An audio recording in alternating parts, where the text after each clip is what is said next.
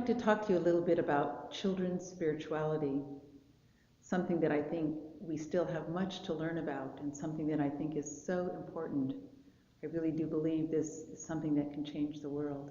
I'd like to begin with a little story about a family who had a child and were expecting their second baby. When the baby was born and they brought the baby home from the hospital, the older sibling insisted on having time alone with the new baby. The parents were concerned. They weren't sure exactly what the motivation was, but the child was very insistent and very serious. They had a good monitor, so they put the baby's bassinet right by the monitor and then left the room, were glued to the monitor outside. They could hear the older child walk across the floor to where the baby was and say to the baby, "Tell me about God. I've almost forgotten. Tell me about God. I've almost forgotten." I think that story embodies more than anything that I can think of to tell you about this deep conviction that we carry, that children have a deep connection to God. Well, children have that innate knowing. What they lack is the language to be able to talk about that. So we understand that godly play and faith and play is a language that we can provide for children, for them to have a way to talk about this innate interior knowing. Several of us as godly play trainers have developed a presentation on this spirituality, done sort of in a godly play style, and I'd like to just share that.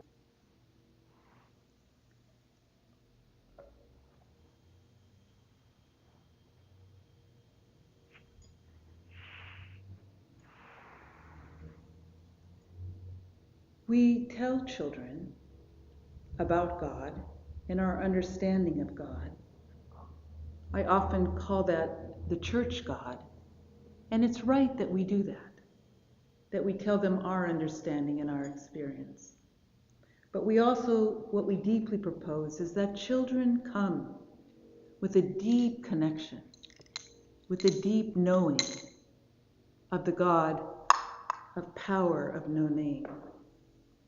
And what we hope is that this church God is not necessarily separate from this innate knowing of God. Often it is not. And what we propose in godly play is that we provide a language for children to be able to talk about, to be able to name and express and wrestle with this innate knowing. The other part of this language that we propose is about giving us a way to name, to wrestle with, and to make meaning out of what we call existential issues, those boundaries, those limits that are at the edge of all of our existence, just by the fact that we're human beings.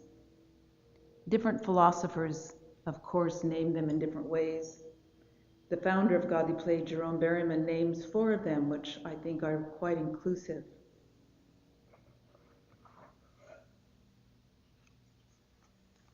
Aloneness is one of those limits, those boundaries of who we are as human beings. I'm an identical twin, and yet Cheryl Lee never will completely know Carol Lee. I was born alone and will leave this world alone. And we wrestle with that loneliness our entire lives. A wonderful Catholic theologian, Ronald Rolheiser, has written a lot about loneliness and aloneness. And he says, the first task of any relationship is to console each other for the fact that you cannot not disappoint each other. No relationship, no matter how intimate, is ever enough. Another one of the existential issues is freedom, both the threat of freedom and what we do when we do make the choices. One of our main stories in Godly Play is the Exodus story, where it is about people living with scarcity and needing to be free. It ends with, the people of God were free, and Miriam led the dancing. And then the next story, the 10 Best Ways, picks it up with the line, the people of God were free. Where would they go? What would they do? And then we bring down a heart-shaped box that says God loved them so much that God gave them the 10 best ways, or the 10 commandments, to know how to live with that freedom. And it's our same dilemma, that we have freedom and we can make all kinds of choices. What kind of choices will we make? And then when we make them, how do we live with those choices? Another existential limit is the one of meaning. Those huge questions that we live with at every developmental stage of our life. Who am I? Why am I here? What is life all about? Those big, huge questions that we wrestle with our entire lives. And then, of course, death. One that we obviously know is a part of all of our lives, but we often choose to keep it at arm's length. But we need a language, we need a way to be able to talk about and to wrestle with these existential issues. And I believe that all good religion really is about giving us a language to do this kind of work. And children, every bit as much of adults, need a way and a language and permission and a safe place to do this very important work. I often ask a group when I'm talking about this to describe children for me.